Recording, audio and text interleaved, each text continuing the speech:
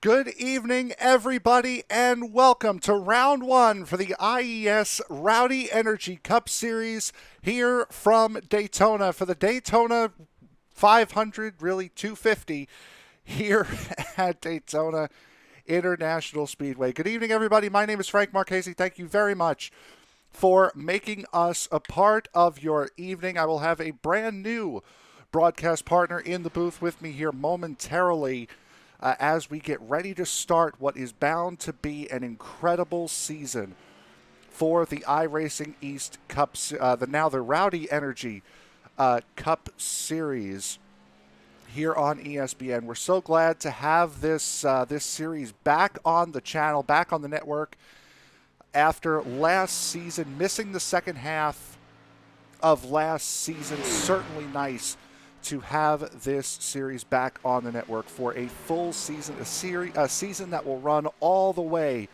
up until the end of November, following the real life NASCAR Cup Series schedule every single Monday. But before we really dive into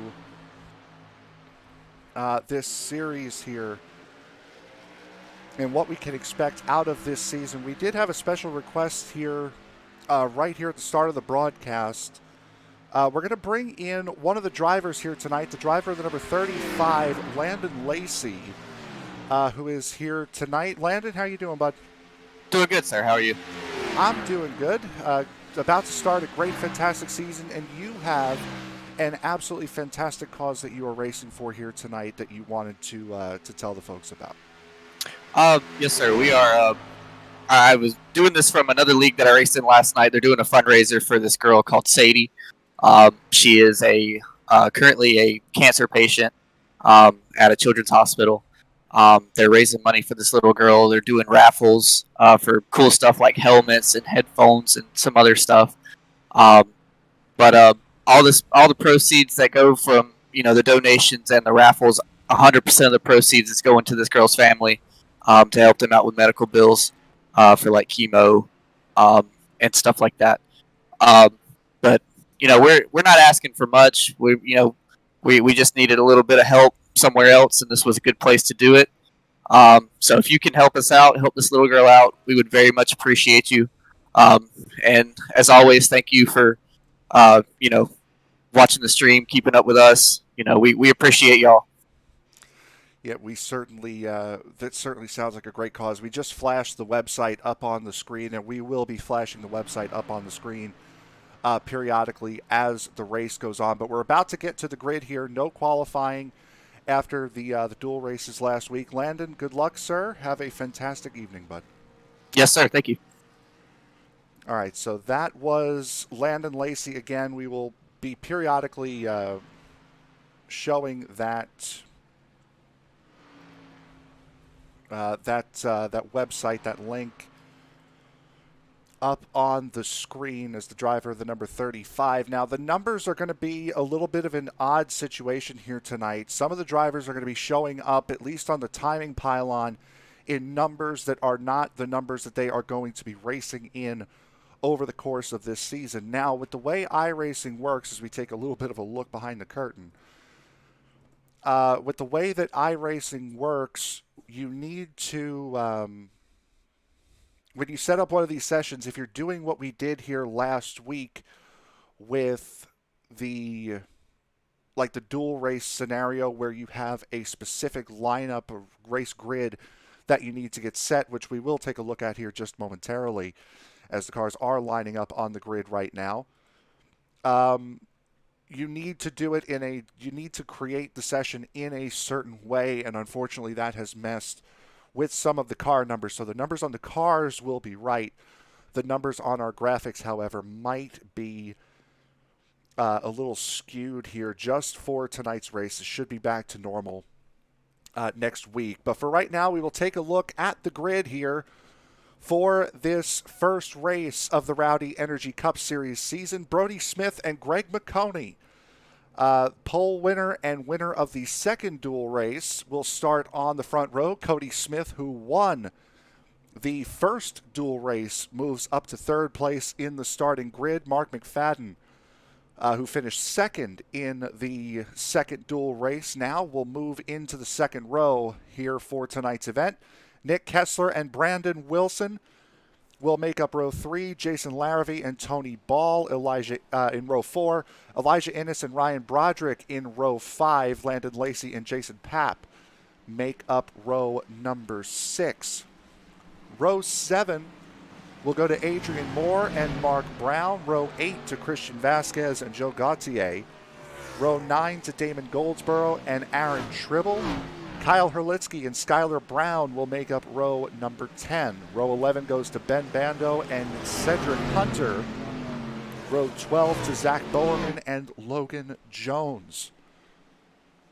Row 13 will go to Ryan Worley and Nicholas Wing. Cruz Hernandez Jr. and Scott Warren will make up row 14, and Shane Newens will be the lone driver in row 15, making out the 29-person starting grid here for tonight's race. So again, we are so proud and so happy to be bringing this series back to you here on ESPN, on the iRacing portal. This is going to be such a fun series, and it'll be a ride that will last for the remainder of the year here on ESPN. So with that, pace car is about ready to duck on off. We are about to start this 2021 Rowdy Energy Cup Series season. The green flag is in the air, and we are underway.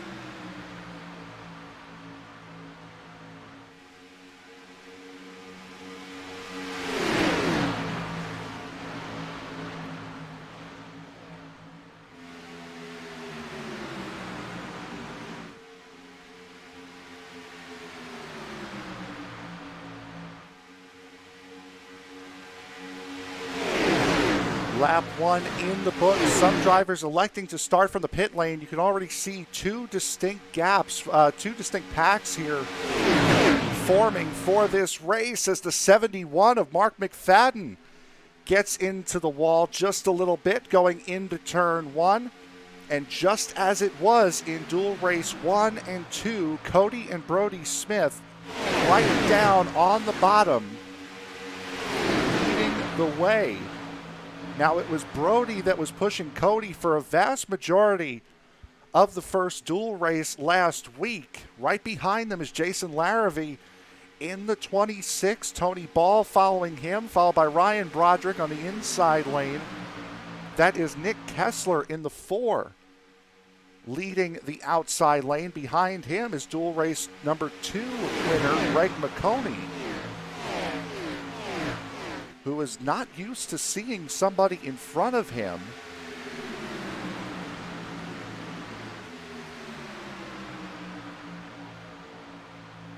Pretty much had the lead, or at least was leading a line in the dual race for a vast majority of the night.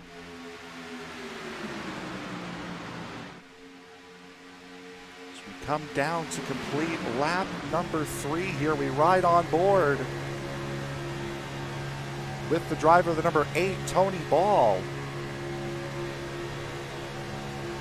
Again, a guy who you will be very familiar with if you are a long-time viewer on ESPN. One of the dominating forces in the old WOSCRL Throwback Series.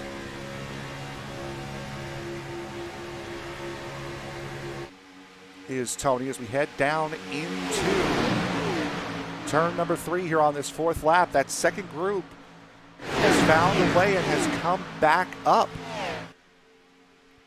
to this lead group. And instead of 2 distinct groups, we are now seeing the top 20 cars, with the back end of that group being Cruz Hernandez Jr.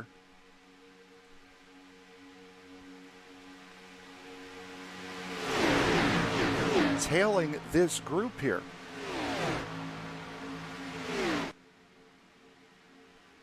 It looks like Tony Ball in that 8, as well as the 7 of Damon Goldsboro, both deciding to drop to the back of this little pack here.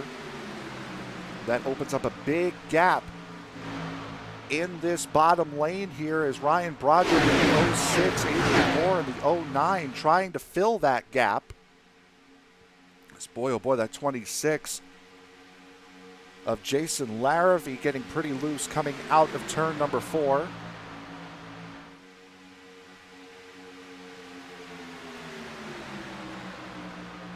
So far, it has been clean 6 laps so far here at Daytona. And if you've watched the Friday night series, the Circle B Diecast Super Speedway series, you know all too well what this series and what these guys are capable of in a super speedway setting. Expect long runs here tonight with a lot of action in between. Both of these lines pretty much staying as they were. The only difference being that Tony Ball and Damon Goldsboro have fallen to the back of this front pack. Now looking a little bit further back, this is the second little group of cars here, led by the 23 of Logan Jones. Scott Warren in the 17 is there as well. Skyler and Mark Brown, both. Nicholas Wing in this group as well. This is the second group, and I believe that is Shane Newens. It is in the 98 that is just off of them. Guys further back, Christian Vasquez and Elijah Innes, who both decided to start from pit road here tonight, are on their own. About 3.5 seconds separating those two, needing a caution to get back up to the front of the field. Here, as you see. A lot of moving around here for these cars early.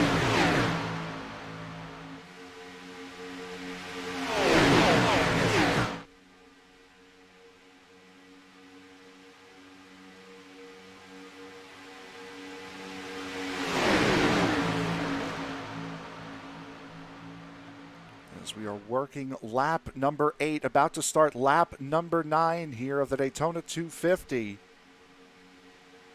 Round number 1 of this season, as Cody Smith has led from the word go, started on pole with his brother right behind him at the number 42. Both of those guys driving for Speedlight Motorsports. Their teammate, the number 9, Zach Bowerman, you can see him just faded off screen right at the very back of this group a little bit, looking 3 wide. Here in the middle is Landon Lacy, shuffling Jason Papp out. And again, certainly at some point during this race, please do. We heard Landon talking about this website here just prior to and the fundraiser that they are working on. Stop the stream. If you need to, head on over to that website and see how you can help. Right now, Landon trying to help himself up into the top 10 as Nick Kessler, you see Adrian Moore peel off to the inside, getting to the back of that group. As right now, Nick Kessler trying to get that solid push from Greg McConey in the number 12 on that outside line. And McConey now finds a gap in between Larrivee and Cody Smith. And now that will leave Mark McFadden to push the 4 of Nick Kessler.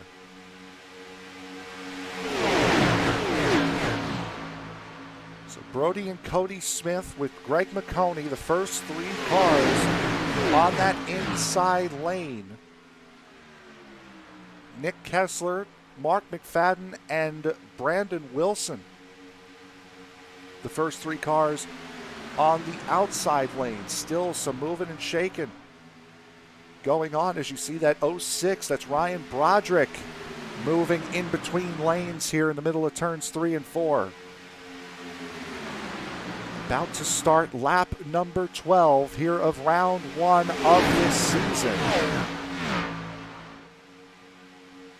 Still a 20-car pack up here at the front. Adrian Moore currently sits at the tail end of it.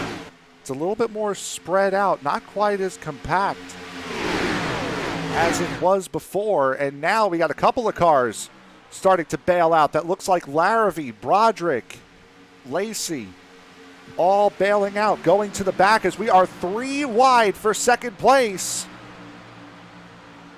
That's Cody Smith on the inside, Mark McFadden on the outside, Brandon Wilson on the extreme high lane. He's got his teammate Jason Papp pushing him. Boy, you can see once they went 3 wide, a lot of guys bailed out and fell off of this front pack. Now this front pack that was 20 has been cut in half effectively, and right now sitting in 11th place, heading the second pack is now Greg McConey decides to bail out. Ben Bando leading that second pack. Cedric Hunter in the 47 behind him. That's Ryan Worley in the 00 with Cruz Hernandez Jr. in the 81. Tony Ball in the 8. Starting to make a move back in. It looks like now that they've got everything calmed down up in the front pack, they are now going to start to move an inch back towards that front pack as we have a new leader. Nick Kessler leads lap number 13.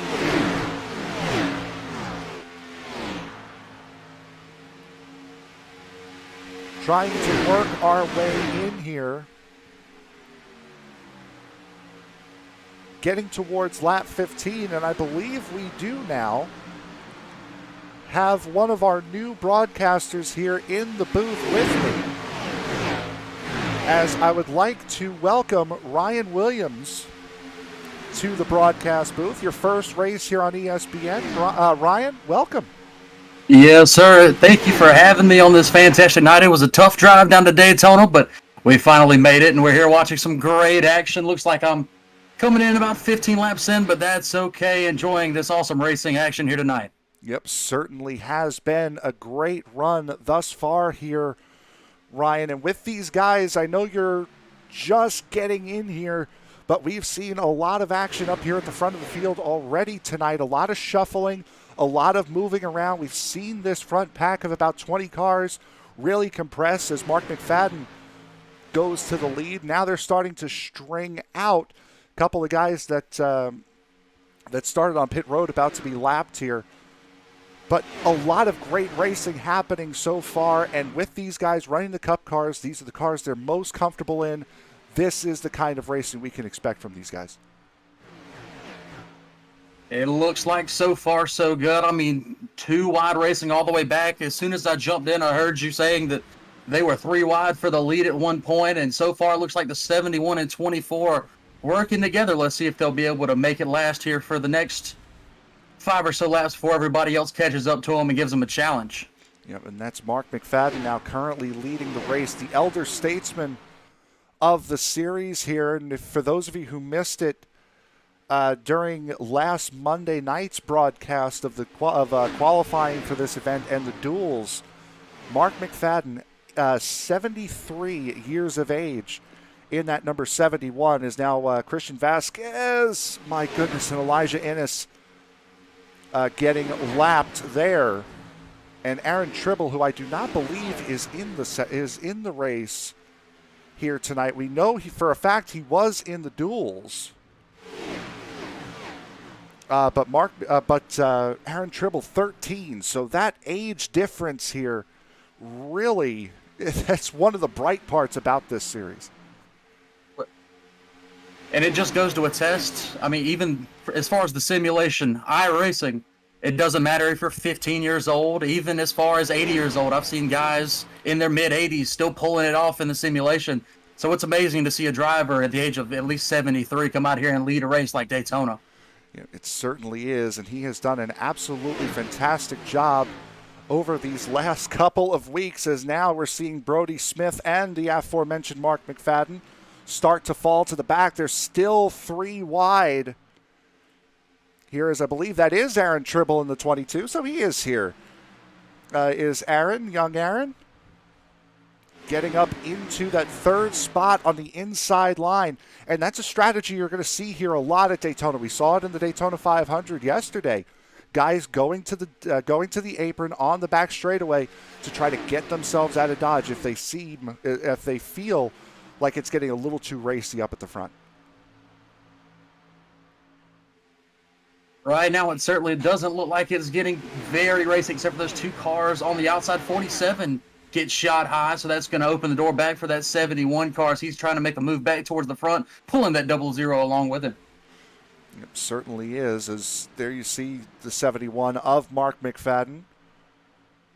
Ryan Worley and Cedric Hunter in that group with them, starting to single file out here, except for Jason Papp on the outside. He has the 25 of Kyle Herlitzky on that outside with him. Everything now starting to calm down as we are about halfway through this fuel run here. Expect about 38 laps on a tank of fuel here tonight. And it's certainly going to be interesting once we get closer and closer to the pit stop strategy. Strategy here would dictate that there's going to be only about 2 stops here, so you have to make both of them count. As you were talking about that, I tended to notice the 501 of Brandon Wilson jumping up with that one car. He pulls down into the lead. We got a new leader down the front straightaway, but that lead car, he goes back to the outside looking to make a challenge. Brandon Wilson going to lead the lap there with the 4 to his outside. Yep, that's Nick Kessler who was in the lead, and Brandon Wilson getting that push from the number 1 of Jason Papp. Still just cannot seem to get out of that second spot on the inside lane is Cody Smith. Now again, Cody won dual race number 1 here last week in what was a messy finish with about the top 10 cars all wrecking across the line in that dual race. But really starting to string out. We saw a lot of close racing up at the front, and then as you mentioned, they had gotten 3 wide at the front of that field, and then after that, everyone just started to fall right on back. Like now the 501 of Wilson is going to be the man left out as he's got a group of cars tending around to his outside with the 42 looking to take back his lead. Certainly is, and that is Cody Smith now in the race lead as we ride on board with Brandon Wilson in that 501, and boy, you see that, just how close and how quick everything can happen. You saw on board how quickly that 4 checked up and tried to jump to that outside line to get in front of Jason Papp, did successfully, but that created a little bit of a hairy moment for that 501.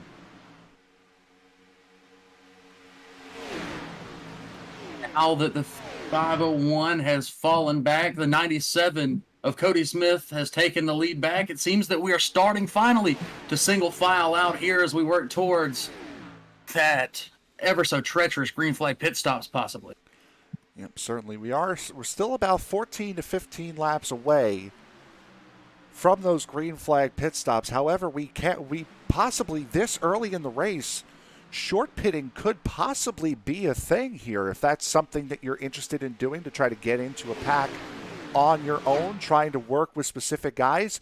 You can all try to get together by short pitting. Still with 75 laps, a little more than 75 laps to go here, short pitting would be a decent idea, and you can never count out those guys that are trying to lay back right now and run in the back of the pack. They could be making a push here mighty soon. Yep, they certainly could be. Is right now the very back end of this front group. It is a 15-car front group with Cruz Hernandez Jr. at the back of this group. Now there are a couple of lap cars, as you see the 68 of Elijah Innes in this group. Elijah won the opening race for the Circle B Diecast Super Speedway Series as Innes, boy, almost getting loose and putting it in the wall coming out of turn 4 there. And also Christian Vasquez, who is a lap down, right now in the lucky dog position in this group as well, in front of Mark McFadden, trying to stay in touch with that front group as this front pack has shrunk a little bit from where it was about 10 to 15 laps ago.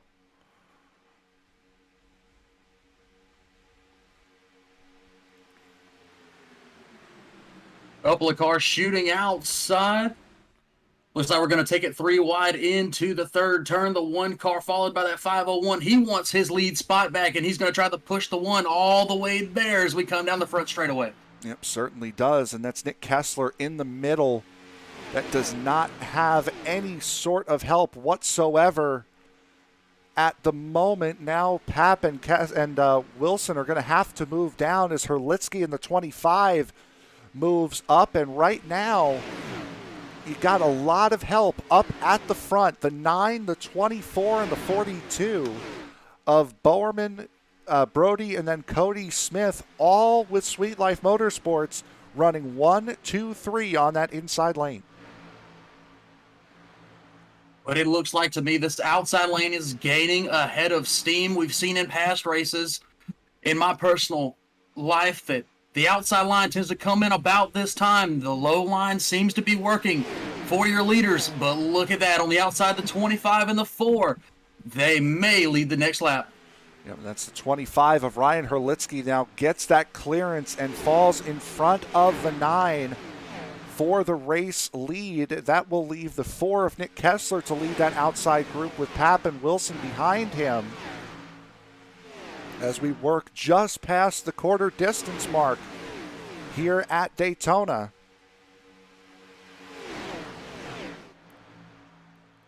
As Herlitsky on that inside line trying to keep the pressure off of that right side, but right now it is going to be Nick Kessler getting that jump on the outside line. And exactly what you said, Ryan.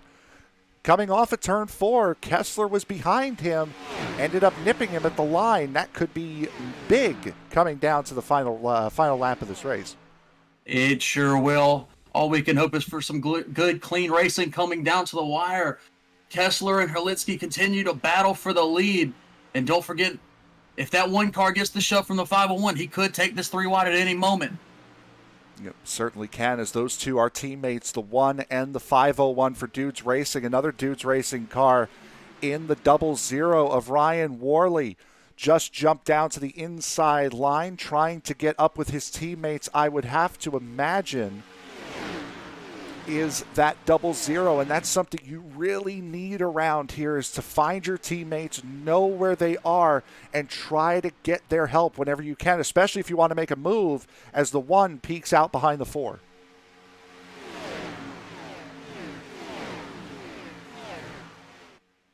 So far, so good for that outside line. The 4 seems to be losing some momentum. The inside's giving a push into turn number 3. But I'm telling you, every lap, watch them off of 4. That outside line's going to get a big run. Yeah, they certainly have been, as Ryan Herlitsky still leading this race in the 25. And you can see the 1 and the 501 starting to lay back a little bit as Zach Bowerman moves up to the outside line in that number 9 car. Big run for Bowerman going down into turn number 1. And that's that matter, and that's the fact of that high line. You have a little bit more of a hill to run down coming out of the high line, gives you a little bit more momentum. It'll just a little bit more speed coming out of these corners on both ends of the track. If we look a little further back in the pack, it looked like the 84 of Tony Bell was trying to give Jeff Ennis a push back up there so he could get a little further up to catch his lucky dog. But it seems like they've all fallen back in line. They'll give up the push on the outside and fall back in line as we work on lap number 30 here at Daytona. Yep, that's the 8 of Tony Ball back there. No, you're fine.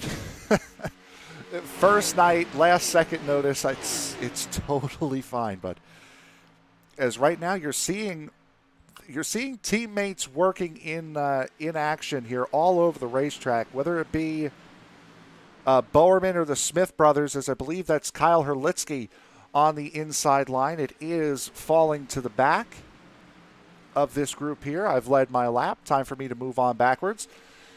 And now the 2 Dudes Racing drivers trying to make that outside line work, and they will get past Zach Bowerman.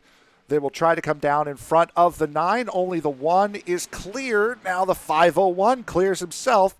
The 1 of Jason Papp to the race lead. To the race lead, but it looks like the 13 of Brody Smith is going to catch a run out of the turn. We're just flip-flopping the lead back and forth every lap here at Daytona. It's a ball, I'll tell you what. Yeah, it certainly is. And these top these drivers, a lot of them take their weekends, take their Fridays, pardon me, and run the Super Speedway series that these guys run every Friday night. This upcoming Friday, there will be at Talladega in the ARCA cars this week, and the driver on the outside line, the 24 Cody Smith, currently the points leader there and reigning defending champion over on that Friday night Super Speedway series, so he certainly knows how to get around one of these places.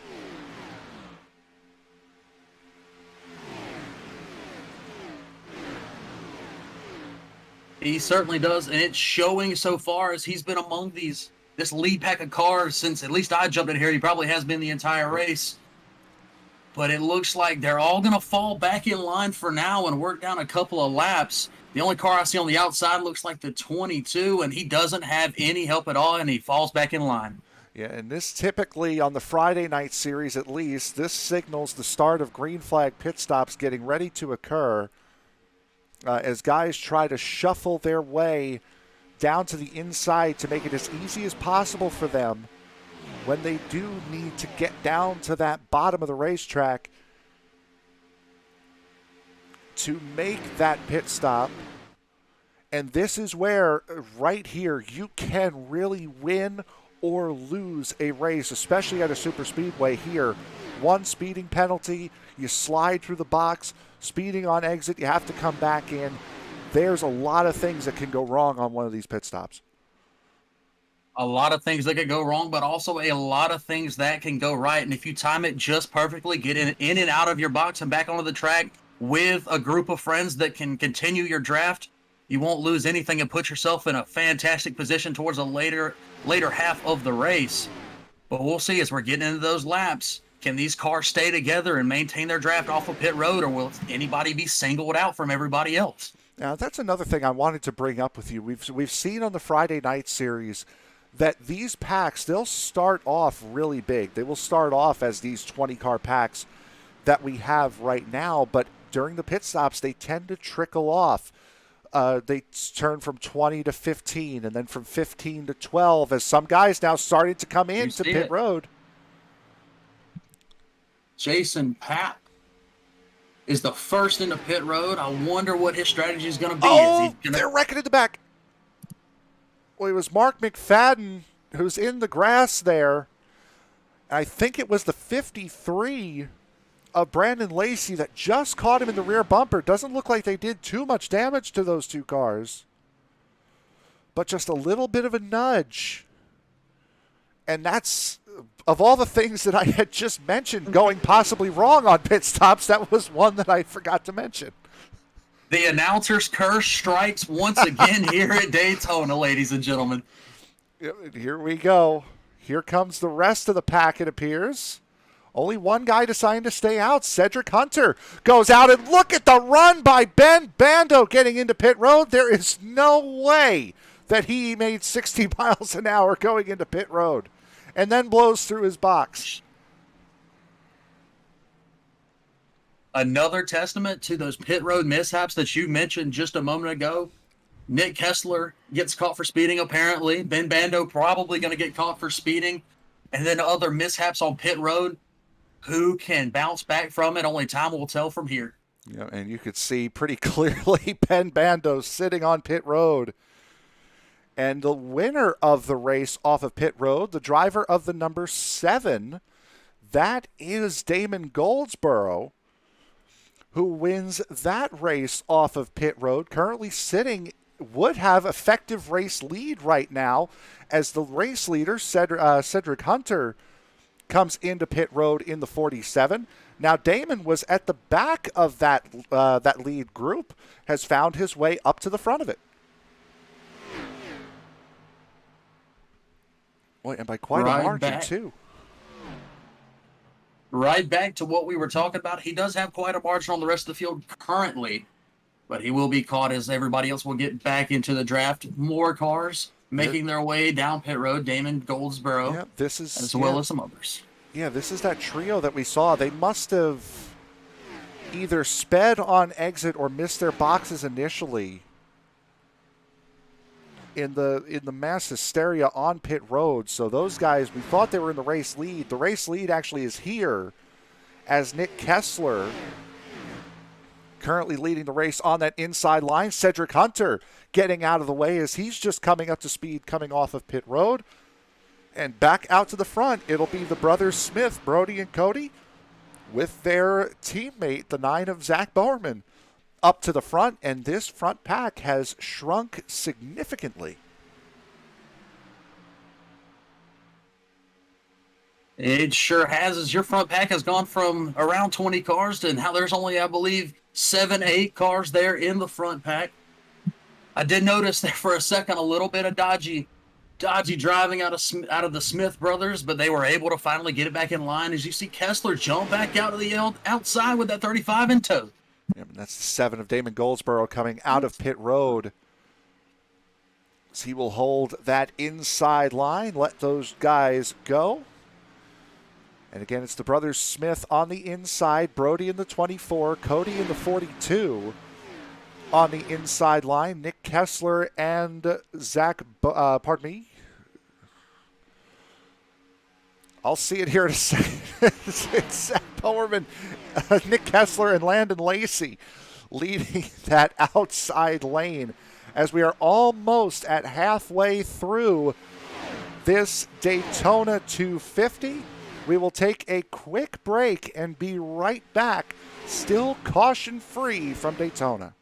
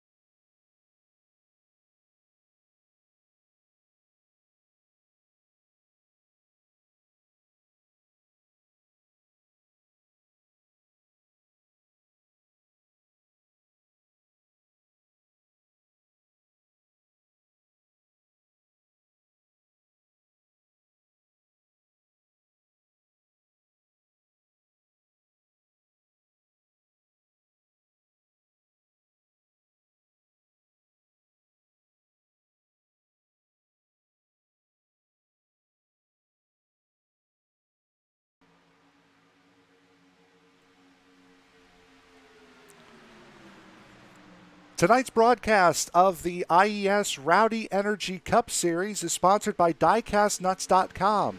Post your own diecast collection, add or trade to it in the shop, and see other members' collections at DiecastNuts.com and on Facebook at DiecastNuts. And by Rocket Racing Setups. Rocket Racing Setups is one of the leading setup builders for the iRacing community. Find dirt and asphalt setups, tuning guides, fuel sheets, and much more at RocketRacingSetups.com today. Tonight is also sponsored by our series sponsors, Rowdy Energy, Circle B Diecast, Midwest Motor Customs, iRacing iFlag, and Butt Kicker. And the series thanks you for your support. So we're getting towards the halfway point of this race. You saw during the commercial break, those three down there on the bottom for Sweet Life Motorsports, the brothers Smith and Zach Bowerman on that inside holding firm, and these guys do this during the Friday series all the time. We saw them do it on Monday at the duels. These guys, again, being brothers, I would hope they know each other a little bit, but these guys have certainly done a fantastic job getting to and staying at the front. Right now, my eyes continue, though, to be on Nick Kessler on that outside in that 4-car. If he gains enough cars and produces enough momentum, he could run away with this thing oh so quickly. It certainly can. That's Landon Lacy and Jason Papp on that outside line with him. Peeking out on that outside lane in the back of that group is Cruz Hernandez Jr. This has now fallen to a 12-car pack up here at the front of the field.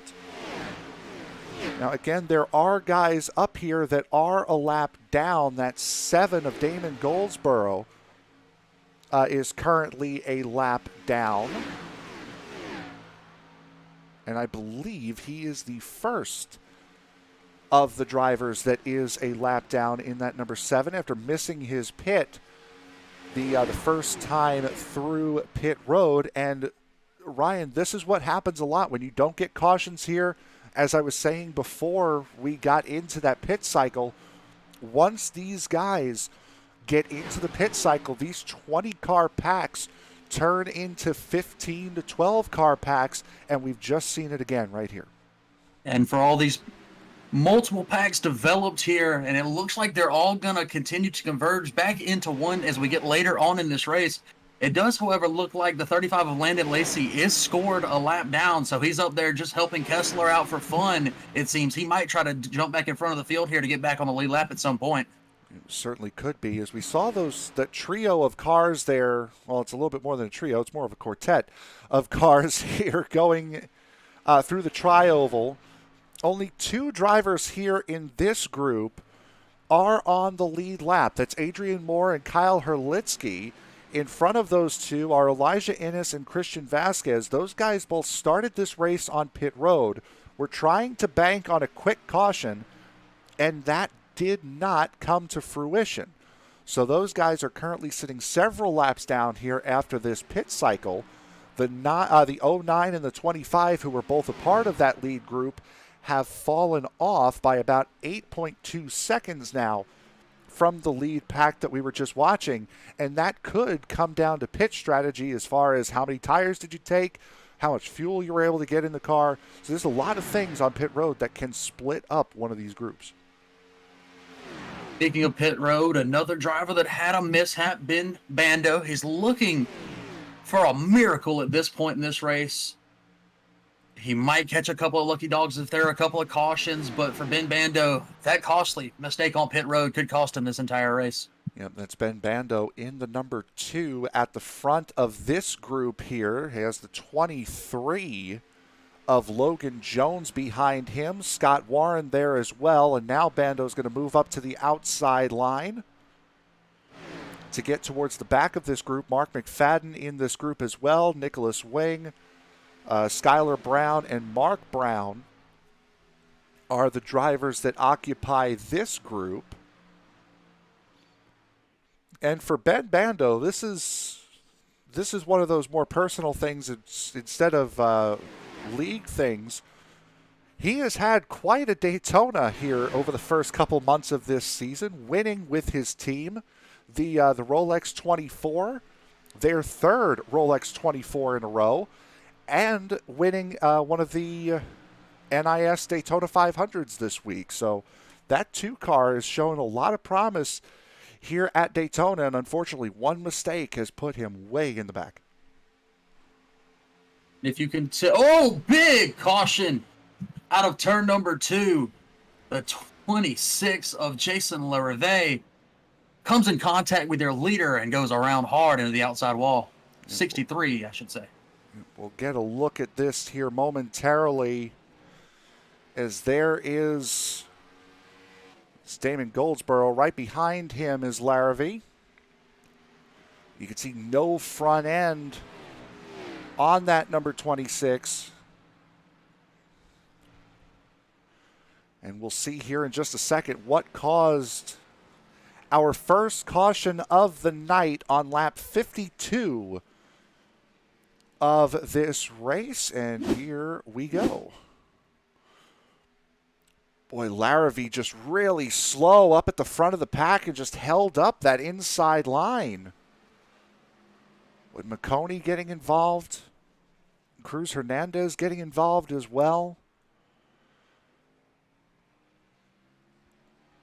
And what's going to make that even worse is now that 24 car of Brody Smith, slight damage to the front of that Camaro race car. Yeah, it certainly is. One of the guys that we had seen, or that we had missed, pardon me, in that front pack was the number 4 of Nick Kessler. Kessler came down pit road the lap prior to that incident, so he may have dodged a bullet. And you're right, Ryan. Look at the front end of that Axe number 24. That point on the Camaro has turned pretty flat now.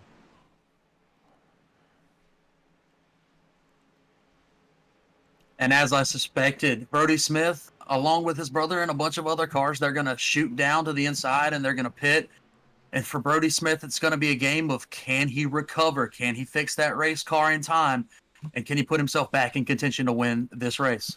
Yeah, it depends on how much damage that he has here, as we're seeing everybody come in. You still have to make one pit stop to make it to the end of the race here regardless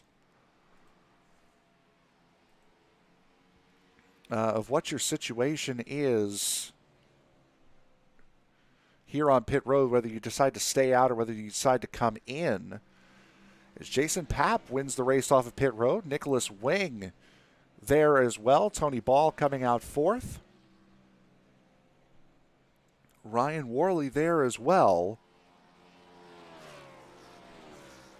So I believe actually Nicholas Wing, pardon me, not Nicholas Wing, Adrian Moore has decided to stay out, period. Get that lap led, possibly. And he will resume. He will take the lead of this race if he does not come into pit road here. I'll say it now. That's a bold strategy, Cotton. Adrian Moore going to risk it for the biscuit. He's got a lot of laps left. He knows he's going to have to pit. The thing is, can he keep that number 09 out front long enough to get him down pit road with everybody else next time around? See, and that's whether or not you decide to come into pit road now. You're still going to need to pit one more time here. You cannot make it the rest of the way on fuel. The question is, at this point, are you going to pit on lap 70 or are you going to pit on lap 90? Is what it comes down to here. It looks as though Adrian Moore is going to stay out in that 09, and that's going to allow Landon Lacy to get a wave around in that 35, get him back on the lead lap. Again, Landon Lacy, a car that's showing a lot of speed, was up there mixing it up with the leaders, just unfortunately was a lap down, but now that he's gotten back on the lead lap, could be a factor in the rest of this race. And again, you see that website down there on the bottom of your screen, the website for the fundraiser that Landon Lacy is racing for, speedracingnetwork.com/helpsadiefight. The website there. And we heard Landon talking about it earlier in the night. Just a lot of good things that they're trying to do over there at Speed Racing Network / Help Sadie Fight.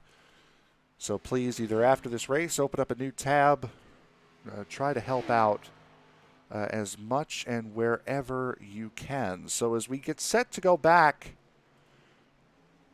to green flag racing here, it will be Adrian Moore leading this race.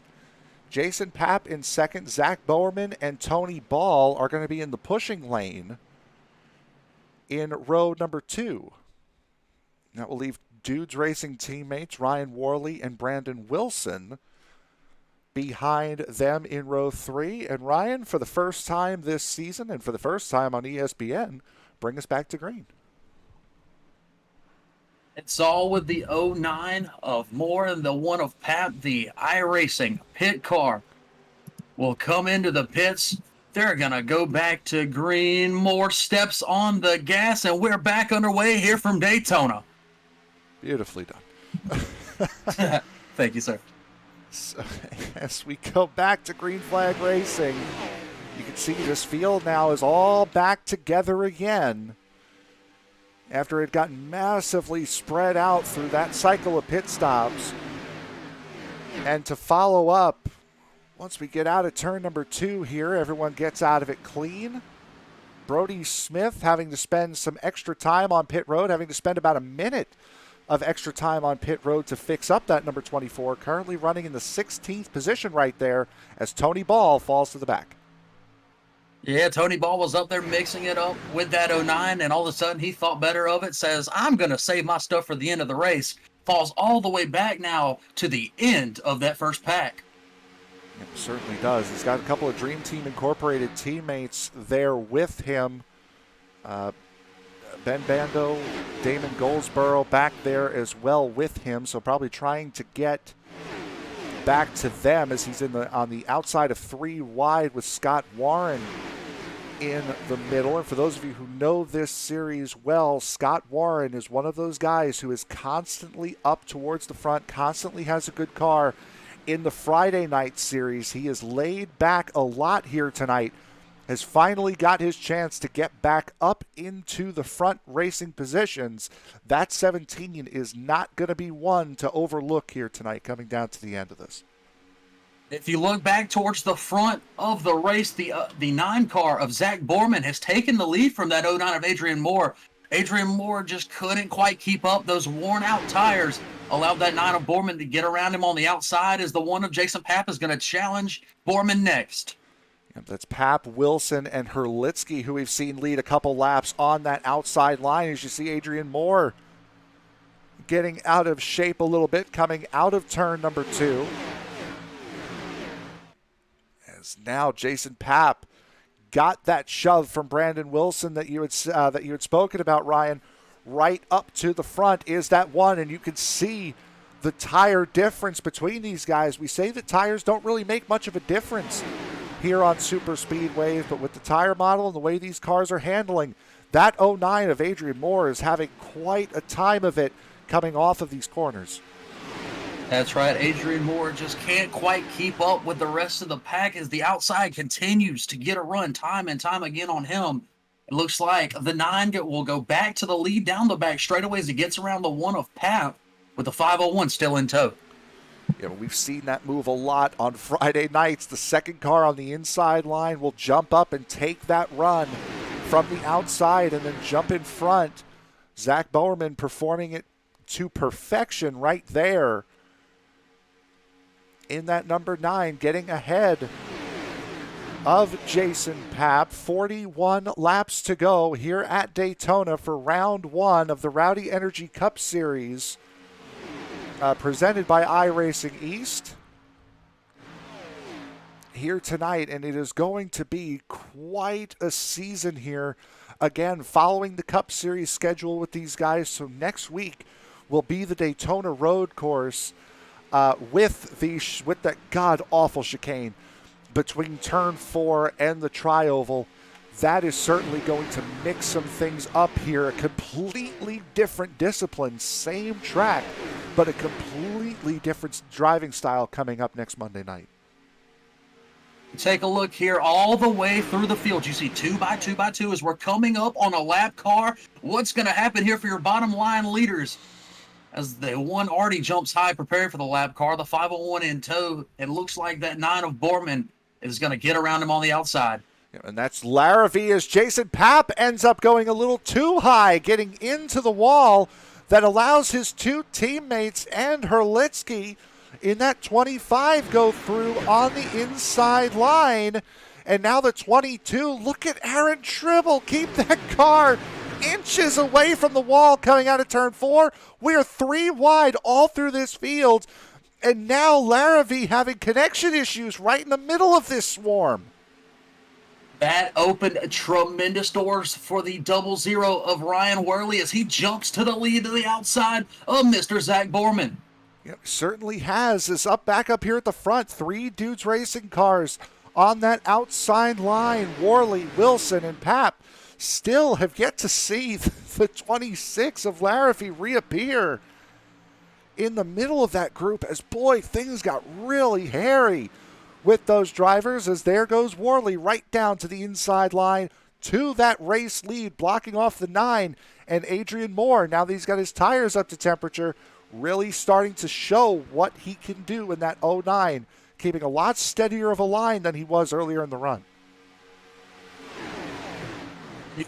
You made a testament about how those 3 dudes racing cars were all on the outside pushing each other. We're going to see as we get down to the later points of this race just how effective it is to have your teammates around you when it's crunch time. It certainly will be. I mean, and for a situation like DTI, with Tony Ball, Tony Ball is the only driver in the 84 that can actually win this race for Dream Team Incorporated, holding his line back there. His 3 teammates, Damon Goldsboro, Ben Bando, and Christian Vasquez, are all in front of him. There you see all 3 of them there, the 7-2 and the 86 on that outside line. That could also prove to help Tony because he knows he's going to be at the front of any pack that those guys are pushing. That could be absolutely huge for Tony Ball because you always think about the old adage, when it's the last lap, it doesn't matter who your teammates are, but with all of his teammates 1 or 2 laps down, Tony Ball could be the only one that they're willing to help in that situation. Certainly could be, and right now he has only Elijah Ennis between him and his other compatriots on DTI. As we look back up at the front, Brandon Wilson currently leading the race, and there goes Jason Papp at the front. Papp and Wilson getting together. The big one has struck here at Daytona. It certainly has, and my goodness, it was big. As right at the front of the field going into the tri-oval. That one took out a lot of good race cars. As we see Tony Ball back there, no rear bumper on that number 8. Mark McFadden we saw sliding through the infield. He's crunched up. Of course, Jason Papp in that number 1, and we are certainly going to be taking several looks at what happened here, and it just looked from the front view of the camera that we had on the broadcast, it certainly looked as though it just a little too close. Jason Papp got to that inside lane. Oh, no, that was Wilson that came up in the 501. Wilson did come up slightly and looked like Aaron Tribble was giving the car in front of him as well as Jason Papp a little bit of a push. Papp pulled up alongside of him, and Wilson tried to block the momentum on the outside. Yep, and you can see the mess of cars here on this replay. We'll try to get one that doesn't cut out here. As we will look for one of the guys here. You had mentioned Aaron Tribble here. There you see that 501 just move up, and just so many guys with nowhere to go. And wow, Tribble did a great job of getting through that with minimal damage. You see the 2 of Ben Bando hitting the wall in the back there. Go to it again here. This is from, we'll try to get this from Logan Jones. As they come through the tri-oval, there's the 23 getting run over by the 21. Just a complete mess of cars here. We knew this was going to come eventually. As we get a look overhead here, that's the 2 of Bando we're looking down on. And you just see how, oh, and that's Mark McFadden. And boy, the 2 of Bando almost got through it if had Mark McFadden not come up on the track the way he did. Let's see the wreck happening in front here. Boy, just a big wreck. And when you get these pack races, we saw it in the real 500 yesterday, it certainly could cause some chaos. It looks like one of the big things to take out of this were the cars that did make it through. That group was led by that 501 of Brandon Wilson. The 00 also got through it, as well as just a handful of other cars. Yeah, this is one of those wrecks where it'd be a little bit easier to list the drivers that made it through rather than who was involved in it. As we're seeing Ryan Worley and Brandon Wilson dump down onto pit road here at the last second. The man you see on screen right now is the driver of the 25. That is Kyle Herlitzky. He is currently the leader of this race. With those guys coming into pit road, and that was my goodness, that was a huge wreck. I think, I mean, I could count maybe 5 or 6 cars that made it through without hitting anything.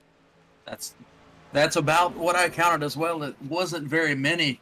Again, Herlitzky counted as your leader, but he does have damage to that number 25 machine on the front. A little smushed in nose. The 42 on his outside looks to have minimal damage as well. Yeah, a lot of these guys are going to be starting on the inside line here, coming into top off. Now you can just barely make it from here on fuel if you decided to pit. Now it's not going to cover you for 2 green-white checkered attempts, which we have here tonight on standby, but it will certainly cover you for the 100-lap distance that we have scheduled here tonight, as we are about to go back to green flag racing. A good amount of this field still trying to catch up. And forget about trying to catch up. How many of them can keep up? Well, a driver that I'm noticing now on the inside doesn't seem to have any damage is the 12 of Greg McConey. Can Greg make any moves and shake some stuff up here as we get into the latter half of this race? Certainly will have a great chance at it as we go back to green flag racing. Cody Smith and Kyle Herlitzky on the on that front row. That is the 47 of Cedric Hunter pushing the 42 of Cody Smith along on that outside line. And this is one where, all right, we've already had the big one. It's time to go now. There's not too many clean race cars here. You got to try to find them, and you got to work with them. Cedric Hunter needs to be really careful, though. That 42 in front of him does have rear damage. But even if they flip-flop, Cedric Hunter has rear damage. So what's going to be the grand plan from those two drivers here as we work lap 68 going into 69? And that rear end damage would come mostly from bump drafting. Now the damage model here for these cars is not necessarily too kind as far as bump drafting goes. If you hit somebody a little too hard, that will create quite a dent right fair smack in the middle of that rear bumper. And that's what you're seeing out of those two cars. But for guys like the 8 of Tony Ball who have no rear bumper, that certainly makes this race a little bit more difficult as far as trying to find somebody who's willing to push you. I'm going to right now continue to keep my eye on Greg McConey. He's trying to gather runs behind the 0025. As right now, the 42 and 47, they seem to be working together fine. That rear bumper damage not doing too much right now. We'll see if they can keep it together here as we go into lap number 70. Greg McConey, the winner of the second dual race here last Monday night. So he knows what it takes to win here. Also won the Xfinity Series race round 3 at the iRacing Super Speedway in the Friday night series for these guys. So he has a couple of wins here on this calendar year, does the driver of the 12. Nicholas Wing pulls out on the back straightaway. He will fall back. For somebody who appeared to be right in the thick of that incident, that 90 of Nicholas Wing looking rather clean and a beautiful ride. That old Ricky Rudd Tide ride. Think of the number 10 of the late 90s on that number 90 here tonight. Looking really slick. And once again, this race has come right back into that double file all the way back. I want to still keep my eye on that 09 car who's currently on the outside. Not too much damage as he pushes that 47 side by side with your 42 for the lead. And with that caution coming out as quickly as it did, that also put him back on the same pit strategy as all of the guys around him. Instead of being on 15 lap older tires, 15 laps less fuel, that 09 is now right back in the mix as far as pit cycle and who he might try to draw into pit road.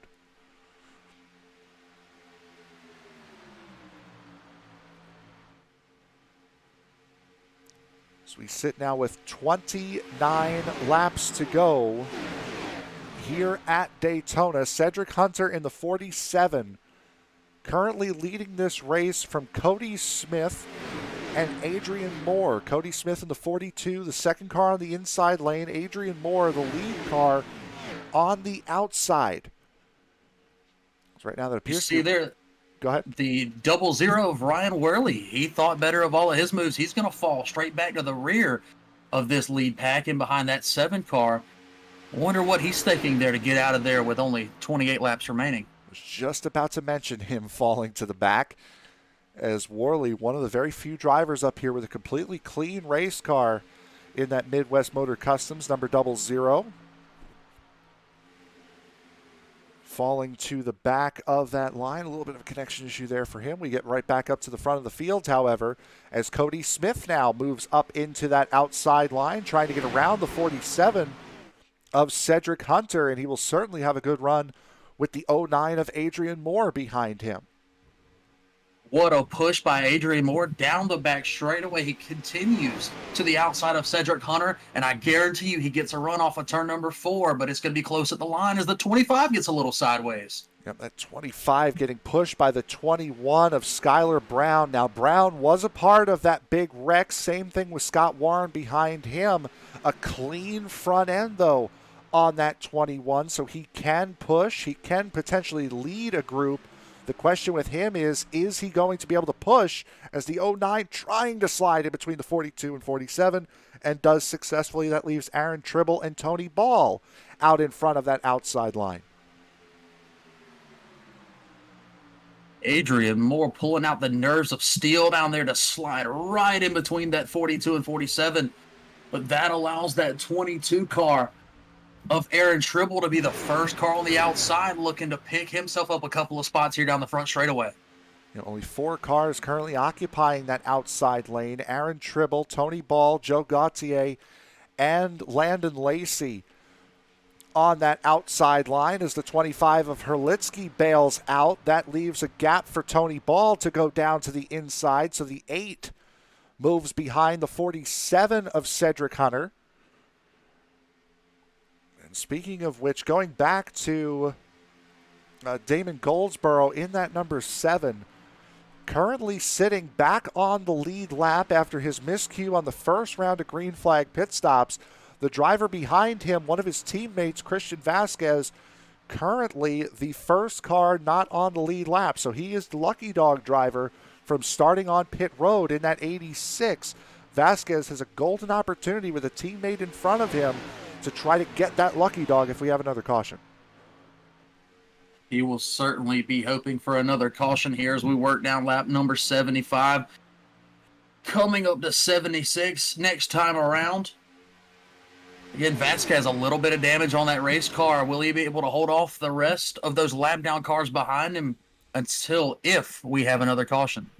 Certainly going to be looking at that as we move back up towards the front of the field. I love that long shot down the back straightaway to see these cars moving and shaking around as Cedric Hunter, now the lead car in that 47 on the outside line. We are 3/4 distance gone here in this 100-lap race. 24 laps to go here at Daytona.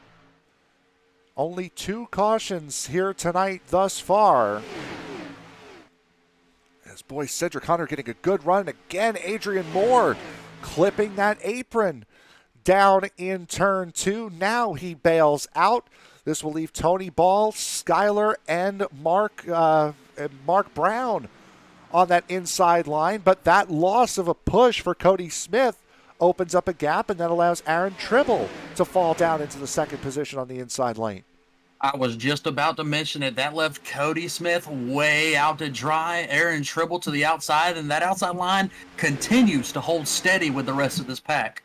And that outside line right now is Aaron Tribble, Joe Gauthier, and Scott Warren, who has come up close here a couple of times in the Friday night series. Also Landon Lacy in the 35 on that outside lane, trying to make something work as the bottom 3 cars, Cedric Hunter, Cody Smith, Tony Ball.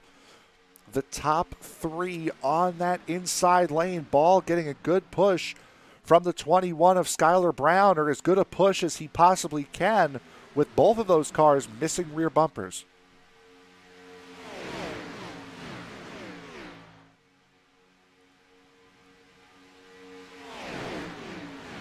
Down now 22 laps to go here for the opening round of this season. Tony Ball now moves to the outside line with Aaron Tribble pushing him, and this is going to be the ultimate test. Is Tony Ball going to be able to lead a line with all of that damage and completely missing a back bumper? Can he get somebody who's comfortable enough to try to push him up towards the front?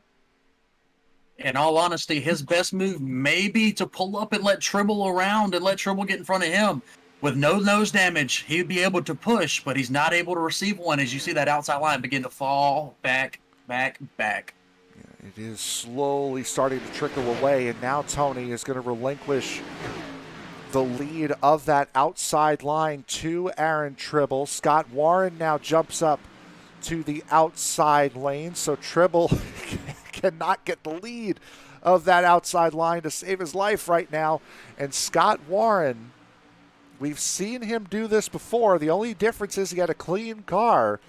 The Cup Series race at Daytona for Friday night, he was able to work his way up to the front of the field by himself on the outside lane, just by side drafting the cars below him. That's 17, as I had mentioned before, a serious threat with 20 to go.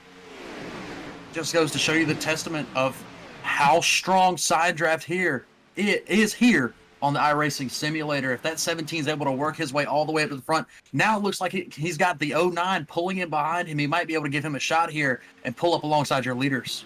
Yeah, that's Adrian Moore. Some lap traffic these guys are having to work through now.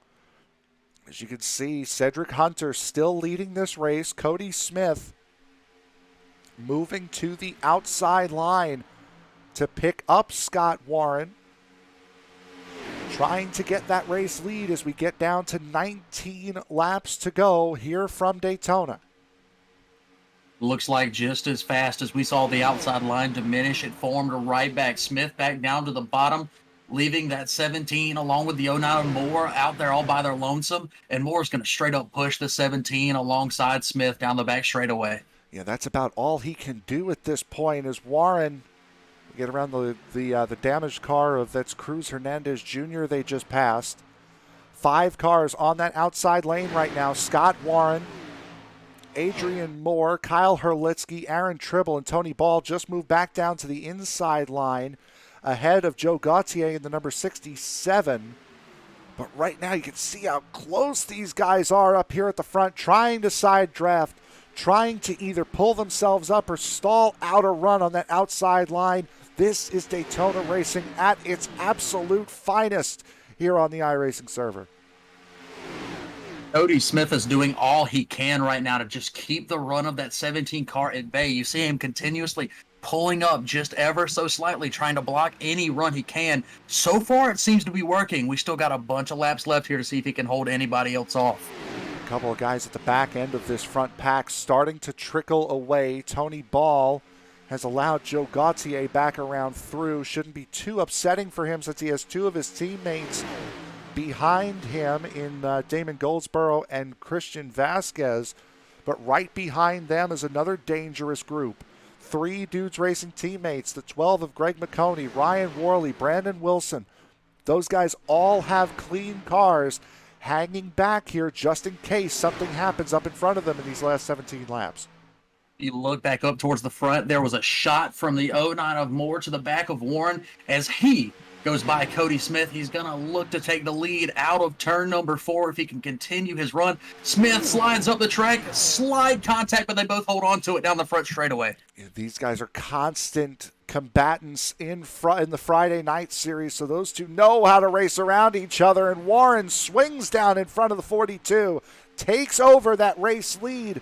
Scott Warren to the point with 16 laps to go. That leaves Adrian Moore out in front of that outside lane. A little bit of a gap forming on the inside line as Skylar Brown just not able to stick to the back bumper of Cedric Bell. Could that gap close up as we head down the back straightaway? And if you look there after that move was made by Warren for the lead, it looked like the 09 of Adrian Moore just lost a bit of his run as they've fallen all the way back to beside that 21 of Skylar Brown. We go back to that move that Scott Warren made. I know he almost gave his spotter a heart attack battling for the lead up there. Yep, and now he's going to be left all alone as the 42 of Cody Smith heads around the outside with that, bringing that 47 in tow here for the race lead. And right back in it is that 09 of Moore as him and the 25 of Kyle Herlitzky got a run to the back of that 47. Almost had to check up for him down into turn number 1, but they finally got it back sorted out, and he's going to push the 47 to the outside of that 42. And they're coming up on Cruz Hernandez Jr. again, putting him a lap down, coming to 14 laps to go. Cedric Hunter, who put on a great show during his dual race, was one of the few drivers to stick around for the shootout. He is putting on a great show here tonight, and around he goes up at the front.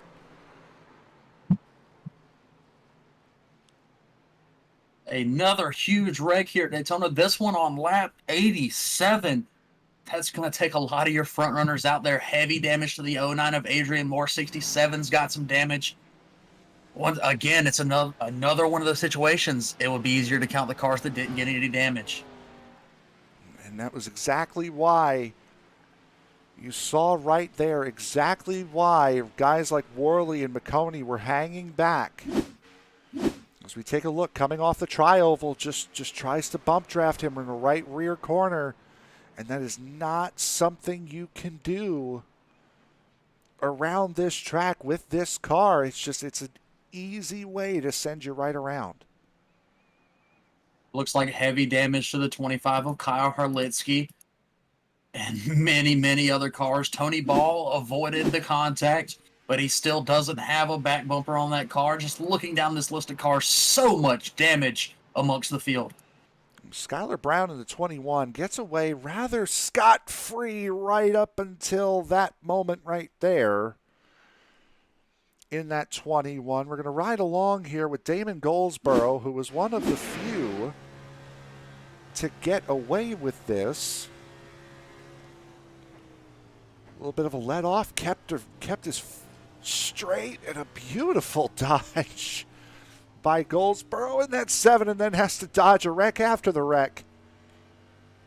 And if we look back at the entire incident, it was all just triggered by that 47 sliding a little down to the inside, and the 09 just couldn't stick with him and got too much of a run to his outside, and those two made contact, and it was on from there. Yeah, we're seeing here from overhead, you can see that 09 is a little offset and then just catches him right in the worst possible spot. And that's unfortunately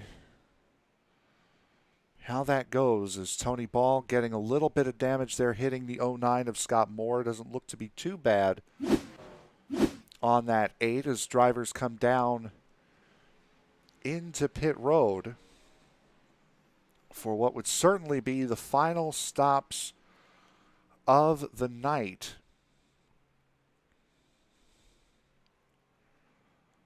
Only four. Oh, sorry, go ahead.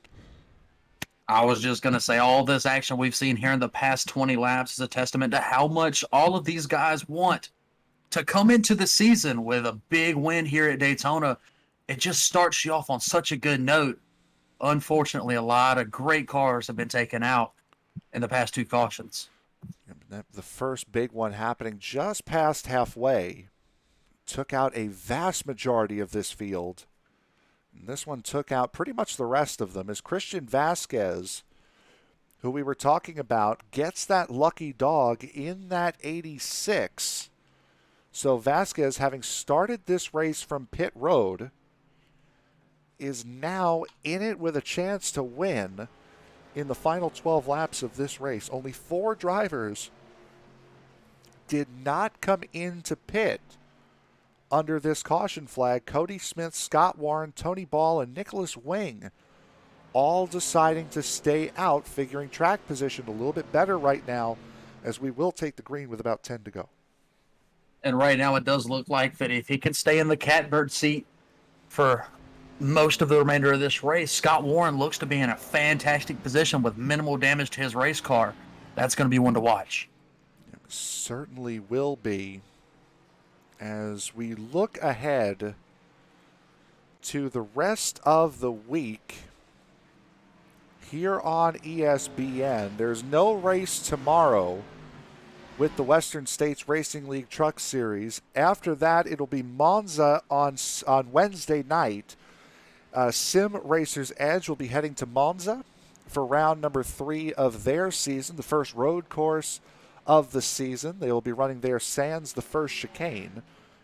Only one race on Thursday night. We've seen the Thursday night double dip. We're only getting one race. That will be the USRA Cup Series at Indianapolis on Thursday night. Friday night, these guys will be back in action for the Circle B Diecast Super Speedway Series. As I mentioned before, the ARCA Series at the ARCA Cars, at Talladega is where they will be. This Saturday, it will be the San Marino Grand Prix at Imola for the eFormula 3.5 Series. Then on Sunday, we get the double dip. You'll either be watching the Chris Cup Sim Racing Series from the Daytona Road Course, or you'll be getting the Majors Series American Sportsman Division, the 1987 Daytona 500 for the Majors Series coming up this Sunday night. Boy, I know that one will be a treat to watch. Those 1987 cars, especially at Daytona, so wild, so wacky. That one's going to be fun. It certainly will be, and that is a full-length Daytona 500 as well for the Major Series Sportsman Division. As we get set to go back to green flag racing here, we will have 10 to go when we take the green here. Now we've got it. A big push by Tony Ball right off the bat. Gets the 42 of Cody Smith clear of the 17 of Scott Warren. It also gets Tony Ball clear of Scott Warren, and Tony's trying to push that 17 up the track. Tony Ball gave a great push off the start, but if you look at his car, he's missing a front bumper. And that's going to show as Warren's to his outside, and he's going to clear him rather easily now to the outside of Smith. Yep, and that was with that contact with Adrian Moore, but still able to stay right up to the back of Cody Smith in that number 42. Damon Goldsboro in that number 7 is also in this group. But those dudes racing cars, all 3 of them lined up on the outside, the 12, the 00, and the 501. The cleanest cars. And right now, one of those 3 would think has the best chance at winning this race. 3 of the cars that I've chosen to keep my eye on. There goes Greg McConey shooting to the inside. He's going to think better of it, but still pull down in front of Smith. as they're going to get a run to the inside of Warren. Greg McConey to the lead down the back straightaway. Boy, he's getting a big push from Cody Smith as well. Brandon Wilson slides down in front of the 8 of Tony Ball. And again, those guys have the cleanest race cars. There's not much damage on those guys, and for the most part, they've been up towards the front where these accidents have happened.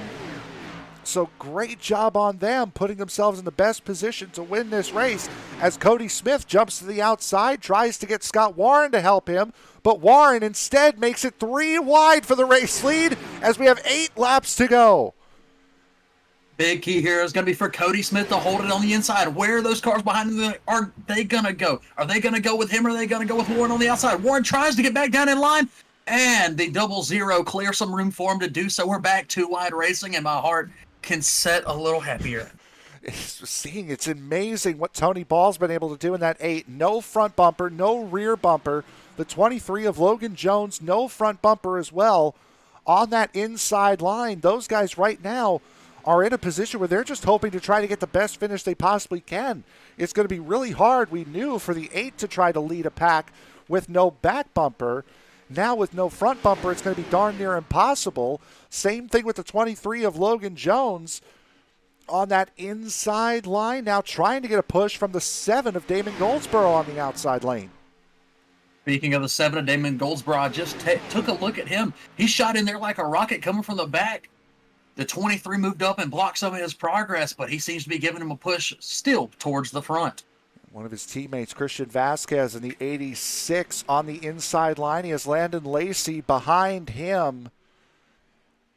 As we see, this is a battle for the 6th position with these guys. The top 5 have broken away. There's a little bit of a gap, and then there's these guys here as Ryan Worley trying to decipher what line he wants to get into and goes in behind his teammate in the 501. That'll push Tony Ball back. Cody Smith, we've seen how good he's been all race long, leading that inside lane. It's going to be awful hard for him to get a push, though, with the car behind him not having a front bumper. And unless that 7 of Goldsboro can get in front of that 23 car of Jones, it's going to be awful hard for Smith to receive a push as that 23 just can't quite get to him. 23 going to shoot down the inside. Smith's going to follow. Oh, boy. Big defensive move there from the 42 of Cody Smith. That's going to hold off the 23 just a little bit. Landon Lacy still trying to push Damon Goldsboro on that outside line. Just not enough momentum up there with 5 laps to go. Scott Warren currently leading this race, holding the 12, the 501, the 00, and the 42 at bay for the moment. There goes Cody Smith to the outside line. Lacy's going to close the door, so he's going to have no other option but to wait for Damon Goldsboro to try to get a suck up to that 42. He's starting to make a move up towards the front. He could be there by the end of this corner, with a 7 trying his best to get up there before the 42 loses too much of a run. 4 laps to go. Our big question here is going to be which of those cars in that first group of 4 are going to be the first to jump to the outside. Will it be the 00? Will it be the 501? Who wants it worse than anybody else wants it? We're going to find out here in the next 4 laps. And again, that's Logan Jones on the inside line in that number 23, trying to keep pace with the front 4. Cody Smith has Damon Goldsboro with him.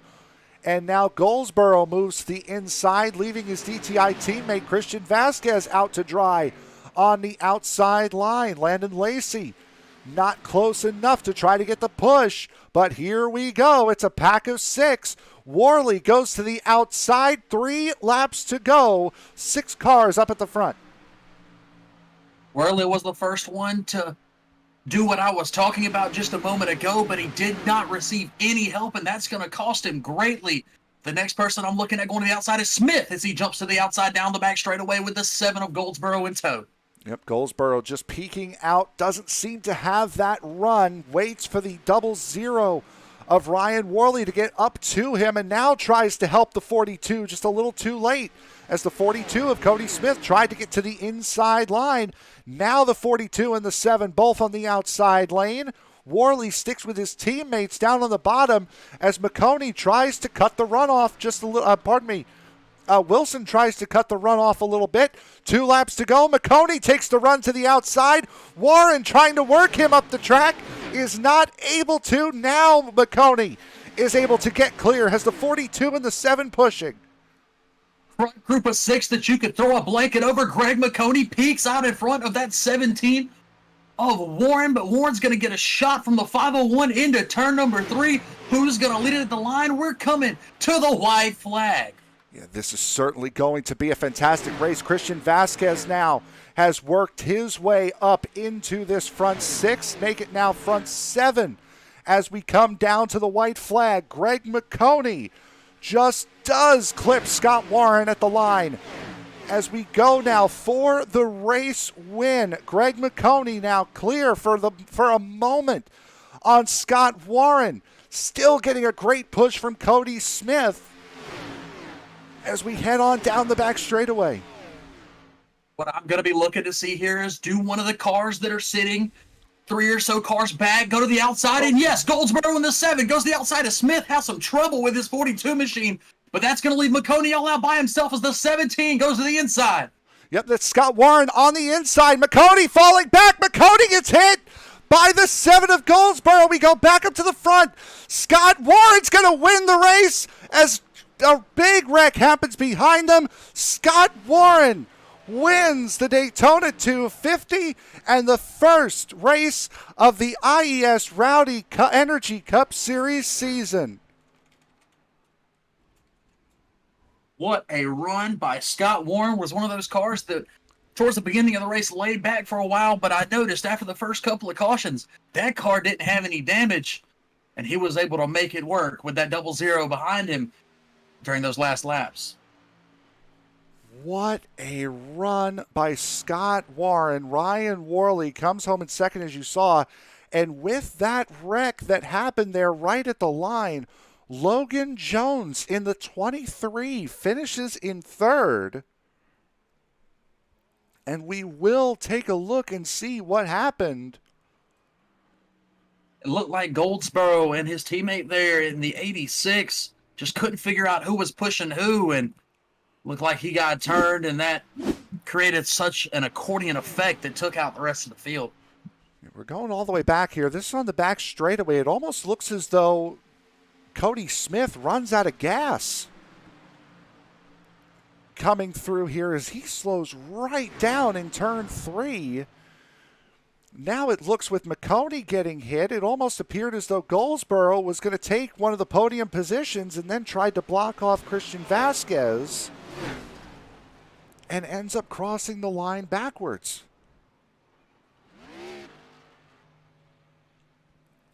Well, there's a Daytona finish for you. So Scott Warren is the winner of the race here tonight. We've seen him get so close on so many occasions in the Friday night series, and tonight he finally is able to beat it out and take the victory. Scott Warren, congratulations on an entertaining race for the most part.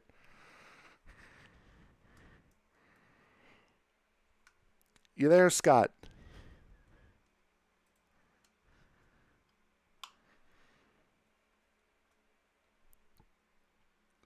Scott Warren, Frank Marchese at ESPN. Check. There we go. Now we got you. There we go. Hi, Frank. Scott, listen, what a finish. I'll recap what I just said, Frank. I was talking to no one, apparently. What an honor it is to be out here tonight with the Circle BI Racing I flags. I guess the debut official race for the Rowdy Energy Series, man, what a heck of a night. And to do it there with McConey and Brody Cody at the end, unbelievable. Yeah, you certainly put on one heck of a show here tonight. Saw a little bit of damage on your car. I think it was from the first big wreck. How confident were you once you got out in front that you were going to be able to lead a line with the damage that you had from that earlier wreck? I'll tell you what, the odds went up as soon as I got up to the front. I was doing a lot of riding around at the back, not by choice, but obviously that was a good omen tonight. But as soon as I got up to the front, the confidence went up to about 110% once I saw the condition of most of the other cars up there. There was a few other cars that made it up to the front that were clean-ish. Mine being one of those. I got a little bit of an ARCA break on one of those incidents, but managed to stay clean in most things.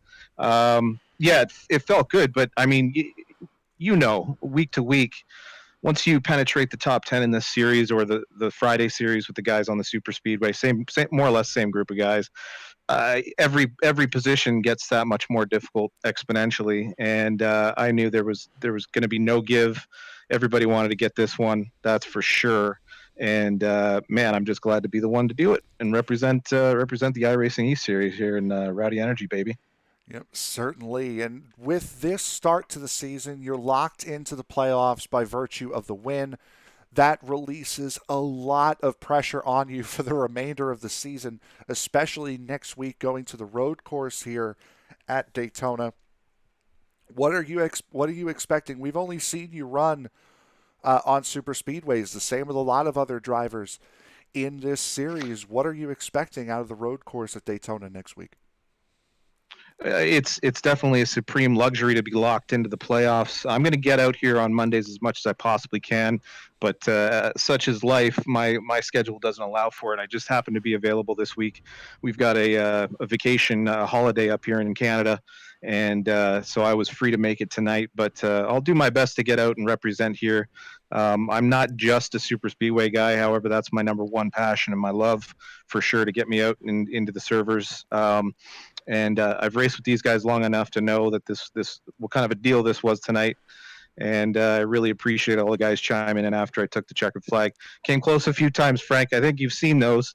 Threw a lot away, took a lot of damage. The luck I've had in this series has been unbelievable, Friday specifically. So again, it was just nice to keep the fenders on it this week and get some cooperation from everybody around me.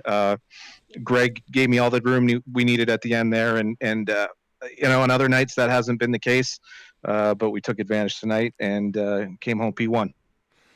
Yeah, and also coming in clutch with the national holiday. Thank you to Canada for this win. Oh, Canada!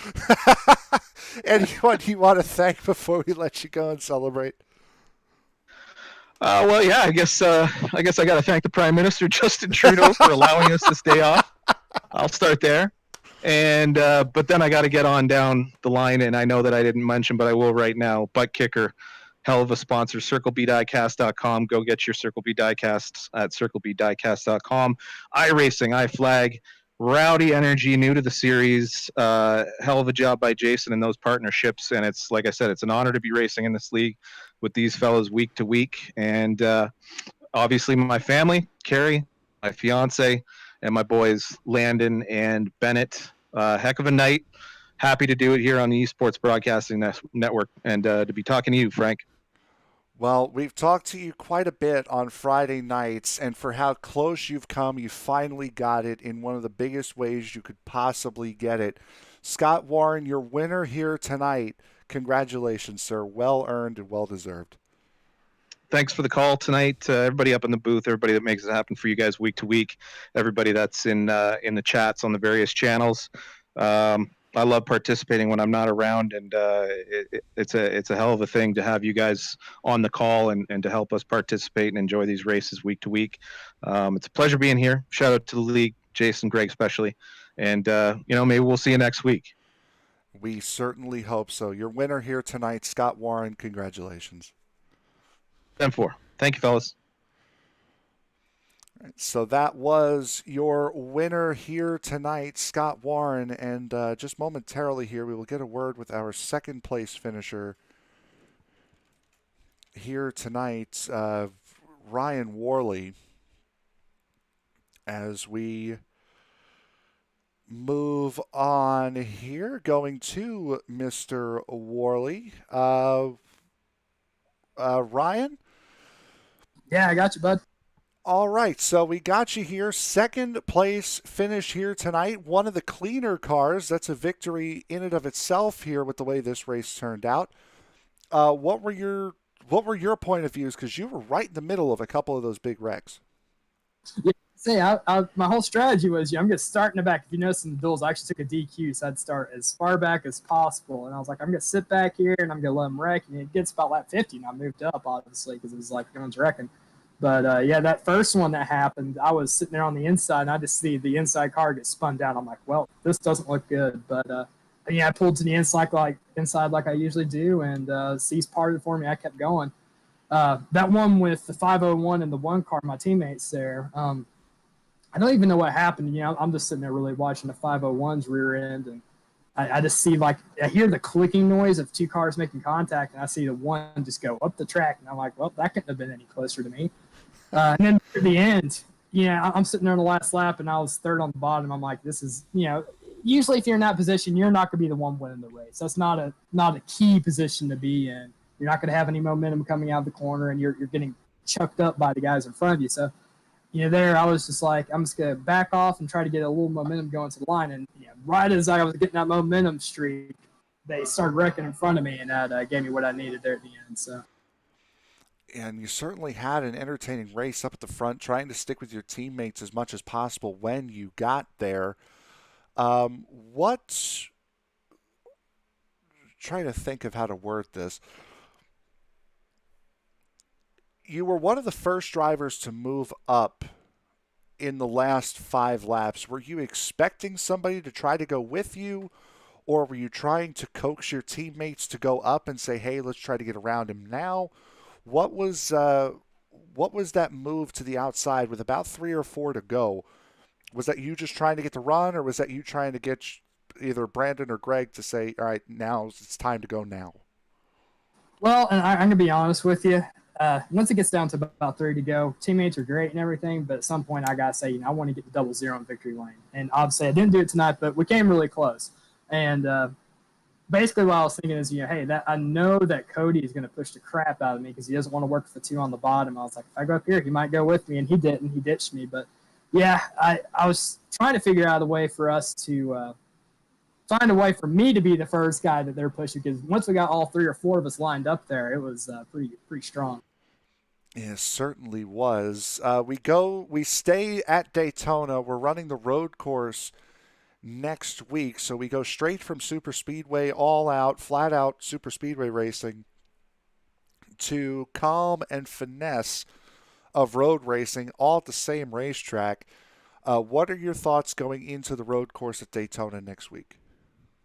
I already told Greg I want to take the Kenworth out there. I think I'm going to have a better chance running the hauler than I'm going to run these cup cars. They suck at road racing, man. They aren't made for it. Maybe the Gen 7s will be a little better. But, I actually ran that 24 a while back. I got a good 6 hours around that road course. And I don't know. These cars they aren't made for road course racing. And it's like I told Greg, I'd rather take the hauler out there than try to race this cup car. So there's that view of it as well. Anyone you want to thank before we let you go and celebrate? Well, I've got to thank our sponsors. We got a lot of great sponsors for this league. I mean, it's impressive. I've been in some other leagues. They don't even get one sponsor staying with them all season, but we've got quite a few here. All great sponsors. So I'm going to start off with you. We got Circle B Diecast. They've been with us for quite a while now. Buck Kickers hanging around for quite a while. iRacing, iFlag. I think they've been around since like the first or second season. We just now got Rowdy Energy hopping on. That's really cool. It's a big move for our league. That's a big sponsor, but we want to thank all of our sponsors in general. They do a lot for us. And obviously, what's sitting on the hood there, Midwest Motor Customs, that's what this car is, chassis 007. Fastest car in our Dudes Racing lineup, in my opinion. So just got to thank the guys who I race with. They help me out each week just to stay in it, even whenever I get wrecked and I'm like, this is over. All of my teammates, Greg, Brandon, and Jason there, they all help me out. And always got to thank the good Lord above for just keeping me safe, especially as I go flying all the time, and just giving me the ability to come out here and race every week. Absolutely. Your second place finisher here tonight, Ryan Worley. Congratulations, bud. Awesome. Thank you. Thank you guys for broadcasting us. No problem. It's an absolute thrill every single time we have one of these races on stream. Ryan, you want to take a crack at this last interview here? Certainly, you're a third place Oh, finisher. we'll Logan, get him in here in a second. We're jumping the gun just a little bit here. well, I was just gonna go over a little bit of his rundown. I mean, it's crazy that he finished third with that beat up race car there. Just held it down and got through that wreck there. Anything else you want to add to that? Yeah, no, certainly he had a fantastic race, and now you are with our third place finisher, Logan Jones. Hey Frank, how are you? Good. Actually, our new broadcast partner here, Ryan's going to take over here for this one. All right. So Logan Ryan Williams, ESBN here. Going into that last lap, man, you were one of those cars out there that had a little bit of damage from the prior incidents, and you were able to hang with the leaders there for that final green flag run. And man, what were you thinking coming down to the line? Was it a situation of, hey, I'm going to try to keep up with these guys, or were you just willing to let them go around? And how did that transition into what actually happened on the racetrack? well, really, I was just hanging on for dear life. I had plenty of aero damage going on right there towards that last 20 laps of the race and all, and pretty much I figured that if I could hang on to that lead group and stuff, then maybe I have a chance to get in the top 10 finish. And Landon Lacy gave me a good push right there towards the last couple of laps, and really he could have chose to pass by me, but he stuck with me probably to help his own self. And then of course he had all that wrecking that happened towards the end. So yeah, I'm just grateful that I was able to get third. This is the last thing I expected to have happen during the race. First thing. Coming off of turn number 3 and into 4 on that last lap, you saw the cars in front of you start to pull out the 5Ds at dodgeball, I should say. What went through your mind when everybody started dip, duck, diving, and dodging all over the track in front of you? Well, I didn't expect Cody to slow up as much as he did. I think he had some sort of engine failure or something that happened to him, and I figured, all right, well, I'll dodge Cody right here. Maybe I'll dip around, and maybe somebody gets turned here on the last lap with all this chaos that happens. So, I just so happened to see that I don't know who it was who got turned coming into the tri-oval and all, but Landon and I were side by side, and pretty much kept on the gas as Landon was coming down on top of me, hitting my right rear. And I just figured, well, I'm going for broke right here. I need to keep on the gas and all. Don't worry about knocking down the wall. Well, luckily for you, all that happened, and it puts you in a third place finishing position. Anybody you want to thank on the race car before we let you go and celebrate tonight? Well, so my lead sponsor, Smith River Sports Complex, out here in Martinsville, Virginia. Absolutely a first-class facility here, and anytime anybody's out at Martinsville for the races and all, come check out the place. Second of all, I got to thank the E-Series. This is my second season here with these guys. Absolutely class league to race in and all. Thank Jason and Greg for having me in. Rowdy Energy for being a sponsor of the Cup Series. Circle B for being a part of this league for several years now. I believe they do the Super Speedway Series, and they did do last year's Cup Series. Butt Kicker, iRacing Flag, Midway Motor Customs, thank their support. Thank ESPN for being our broadcaster for this year. I'm really, really excited for have you guys on board and being able to watch the streams. All right, well, once again, that was your third place finisher, Mr. Logan Jones in the 23. Logan, congratulations on your third place run tonight. Thank you, guys. Thank you for having us. The pleasure is absolutely all ours, as that is your third place finisher, Logan Jones. And Ryan, first taste on ESPN, first taste for this series. Yes, sir. What did you think? That was an absolute blast. Some of the best racing I've seen on a super speedway here at iRacing so far, especially to keep Daytona green for as long as these guys did, is an absolute feat in and of itself. These guys are a blast to watch, man. Yeah, they absolutely are. And again, on screen right now, you're seeing the fundraiser website for the the fund that Landon Lacy was talking about earlier on in the night. SpeedRacingNetwork.com/help Sadie fight. That website again. And with that, we will go to the official race results here for tonight's season opening race. Scott Warren takes the win, a well-deserved win. And again, he has come so close on the Friday night series. I think in 4 races, he's finished second twice by less than a nose. So Scott really, this one was coming, and it came on Monday night for him at least. Ryan Worley and Logan Jones, you've heard from them already. Those round out your podium finishers. Landon Lacy and Christian Vasquez round out the top 5. Greg McConey, Nicholas Wing, Shane Newens, who started stone dead last on the field in the 98, comes home in 8th. Damon Goldsboro looked like he may have had a podium there for a minute. Instead, ends up crossing the line backwards in 9th position. Brandon Wilson coming home in 10th. Tony Ball just outside of the top 10. Coming home at 11th. Cody Smith, again, either having an engine problem or running out of fuel, comes home in the 12th position tonight. Ryan Herlitzky finishes tonight in 13th position. Skylar Brown comes home in 14th.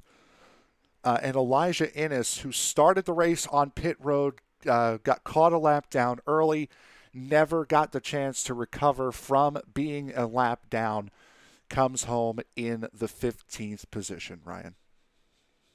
The rest of your field was also a lap down or more, as you got Cedric Hunter in 16th. Adrian Moore finally came home in 17th. And Joe Gauthier, Mark Brown, Mark McFadden round out your top 20 with Aaron Tribble, Cruz Hernandez, Zach Borman, Brody Smith, Jason Papp, Ben Bando, Ryan Broderick, Jason Larrivee, and Nick Kessler rounding out the field here tonight. Yeah, Nick Kessler, we had mentioned just after halfway during that first caution, just before that first caution, had pulled off the racetrack and just never returned to the racing surface tonight. Did the number 4, so we'll try to see what happened last week as far as what happened with him here tonight. So we thank you very, very much for making this first round of the IES Rowdy Energy Cup Series so special here. Thank you again for joining us again. Tomorrow we will be, no broadcast tomorrow. Western States is off this week. Next, on Wednesday, will be the Sim Racers Edge Alpha Series at Monza. Then on Thursday night, it'll be the USRA Cup Series at Indianapolis. Friday will be the Circle B Diecast Super Speedway Series at Talladega in the ARCA cars. On Saturday, the San Marino Grand Prix at Imola for the E-Formula Series. And then on Sunday, it'll be a double dip with the Chris Cup Series from the Daytona Road Course and the Majors American Sportsman Division, the 1987 Daytona 500 here on ESPN. So for Ryan Williams, my name is Frank Marchese. Thank you very much for being a part of the broadcast here this evening. Have a fantastic evening.